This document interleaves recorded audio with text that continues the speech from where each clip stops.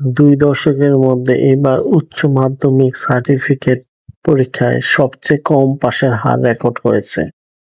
২০০৫ সালে এইচএসসিতে পাশের হার ছিল ৫৯.১৬%।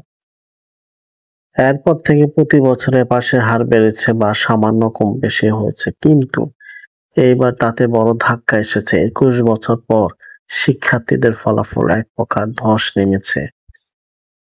এবার ৯টি শিক্ষা বোর্ডের অধীনে এসএসসি পরীক্ষায় গড় পাশের হার হয়েছে ৫৭.১২, যা গত বছরের তুলনায় প্রায় ১৯% পয়েন্ট কম।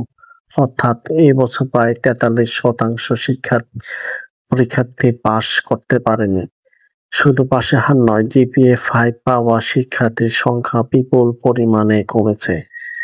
গত বছর জিপিএ 5 পেয়েছিল ১,৩১,৩৭৬ জন, তা আগের বছর পেয়েছিল ৭৮,৫২১ জন, কিন্তু এবছর সেই সংখ্যা নেমে এসেছে ৬৩,২১৯ জনে।